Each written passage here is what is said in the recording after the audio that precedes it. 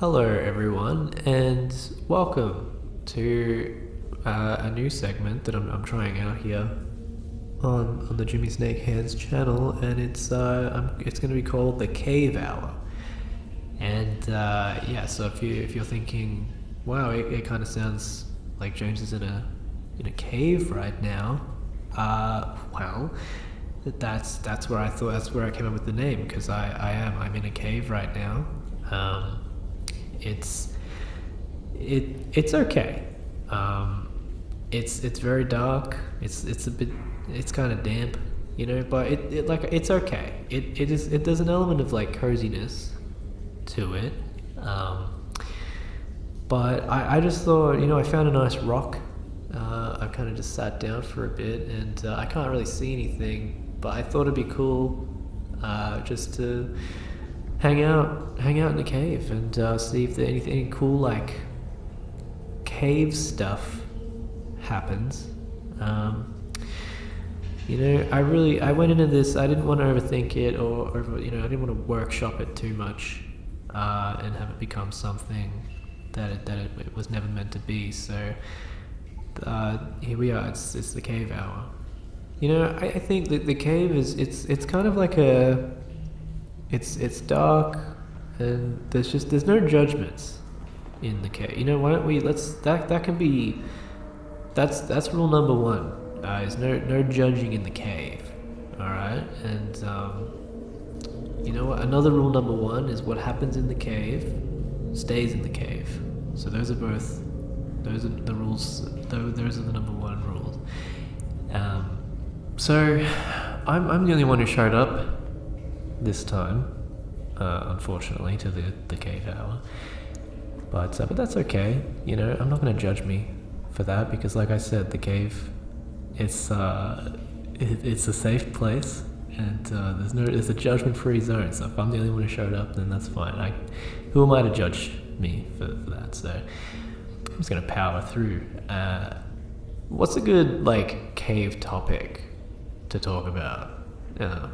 I don't mean I don't want to talk about rocks and bats and shit. You know what I mean? I just mean a good topic to talk about while we're hanging out in a cave. You know what I mean? It's got to be some deep life shit. I was recently thinking about a lot of people really hate conflict and arguing about things, which, I mean, if you watched my salt messages video, I don't really, it doesn't bother me particularly. It probably depends on the context. I mean, that's just video game bickering, right? But when it comes to real life stuff, it can be really hard to resolve conflict when 50% or more of the parties involved are trying to avoid it at all costs. But the truth is, no matter how clever you are at avoiding conflict, there are some conflicts in life that you just cannot avoid. Literally, perfect example, on the way in, I had a run-in with a bat. It was completely unavoidable. Like I said, it's pretty dark in here, and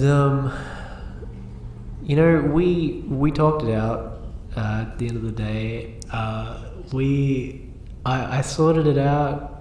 Me and the bat are cool now.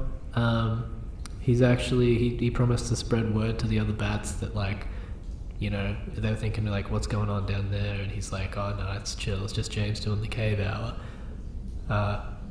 And so we're buds now, and sometimes conflict can be highly generative.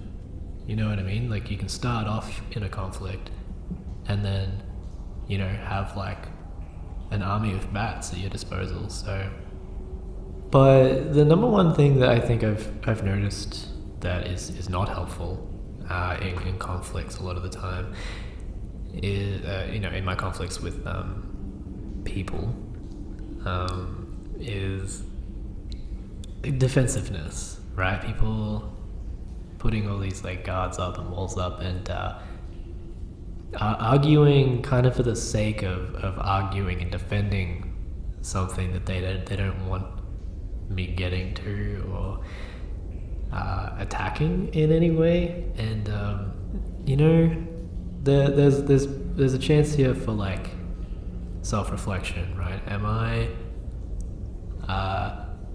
framing what I'm saying in such a way that it's coming across like an attack despite my best intentions?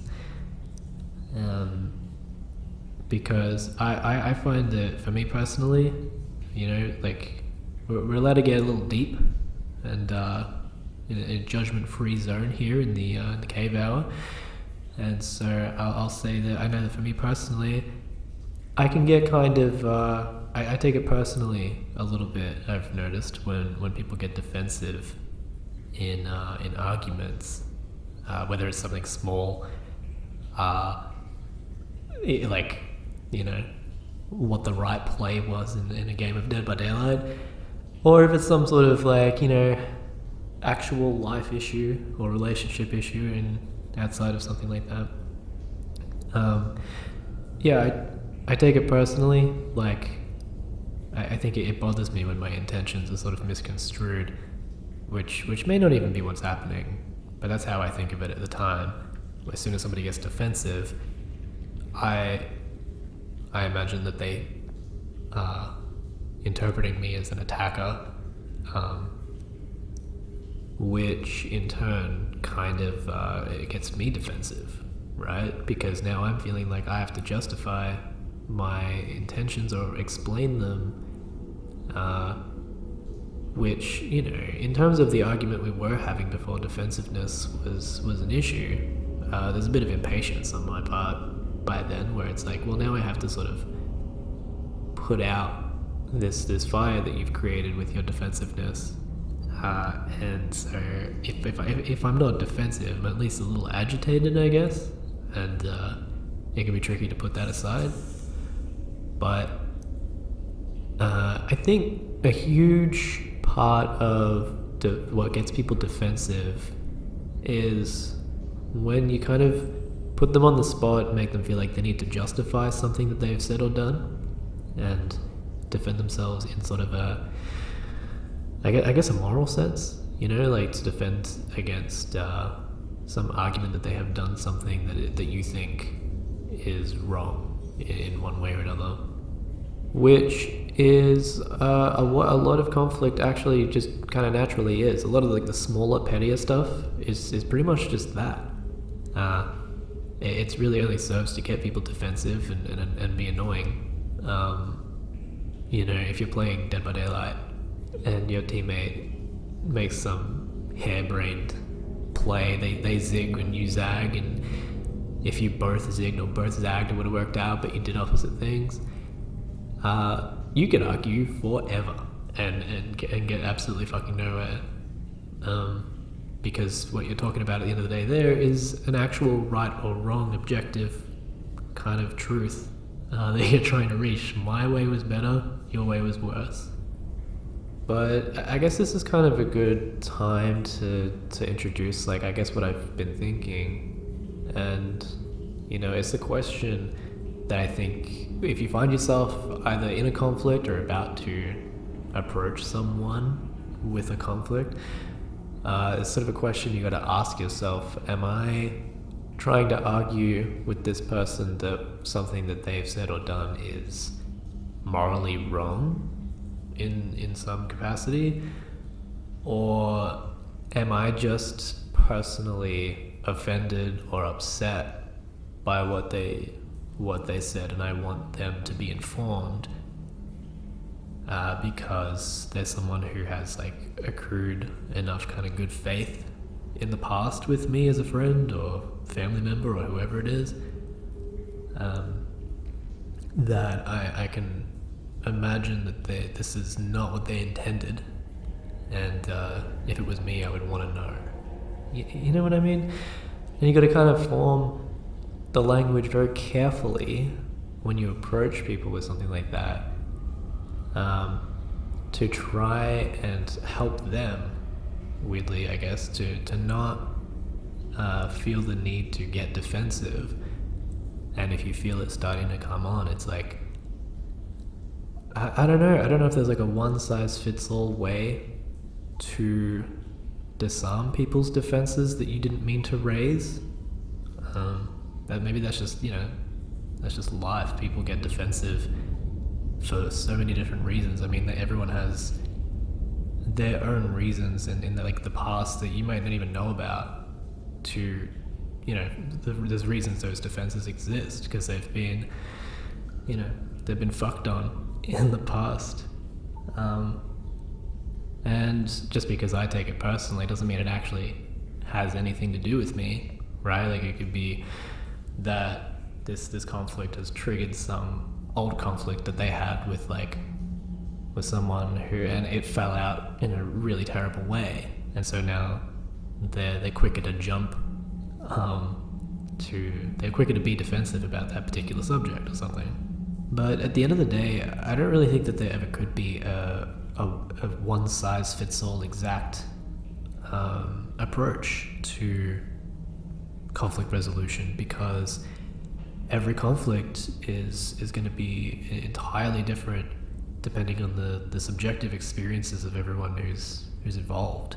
I mean, even if you do ask yourself and know going in beforehand whether or not you're attempting to sort of put someone on trial for something they said or did, and whether it was objectively morally right or wrong, or if you're trying to approach someone to explain how something that they said or did made you feel and it wasn't what you imagined their intention to be, it's still always just going to come down to where we each as individuals draw our own lines, either in terms of what we do consider right or wrong, and if you feel like you need the person to admit that what they did is subjectively wrong before you can move on, then that's something that you may not even really have control over. But in the other sense too, if it's just about talking about feelings without a sense of right or wrong in an objective way, the other person may not show any remorse. It may sort of reveal that you have just conflicting values on some level so fundamental that you can no longer really keep them around in your life. Because I guess sometimes you just got to agree to disagree and move the fuck on. You know what I mean? But one thing I think that I've noticed as sort of a general common fallacy when it comes to conflict resolution and I guess moral philosophy in general is people in their general sort of day-to-day will equate X made me feel bad, therefore X is wrong. And just because something made somebody feel bad or had a negative impact on them, it doesn't necessarily mean that it was inherently morally wrong in any kind of objective sense. And you aren't necessarily owed remorse or an apology just because you were made to feel bad. Which I guess what I'm getting around to saying is something about taking responsibility for your own negative feelings when you feel like you've been made to feel bad about something, and something about rather than trying to engage in moral rhetoric and conflict in some external way with others, just that there's more often than not a really great opportunity to reflect inwards and try and identify where that negative feeling is coming from. And 9 times out of 10, it's not the person or the thing that made you feel that way, like you might have thought, but it's some sort of unresolved personal issue that you have going on within you. All that said, this has been the Cave Hour, which is a judgment-free zone. So, whatever personal issues that you brought today, it's been a safe place to reflect on them, to bring them. I know that today was only me who showed up to the cave hour. Unfortunately, it is hard to get it organized because it's not really a very distinct, specific location. I'm just for all I know, some people did show up and they got lost. You know what I mean? So, maybe I'll bump into them on the way out, or maybe they're gone forever. I don't know. It's sort of the risk you take when you join the cave hour, unfortunately. But it is drawing to a close, and I wish it'd be cool if there was. I should have brought a guitar. Wait. There's a guitar in here. I didn't bring this from home. This was just lying here the whole time in the cave. That's crazy. I was thinking, maybe, as I always do at the end of the, the cave hour, I could play us a nice song, to play us out. This one's gonna go out to all the cavemen and the cave women and other cave people, however you identify. We don't judge here in the cave hour.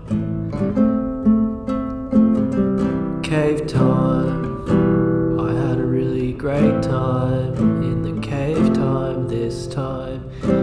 Cave time. Stop saying time. There's gotta be another rhyme that you could say. Cave to fuck, man. This is the cave hour. Hope you didn't feel sour about it. Yeah.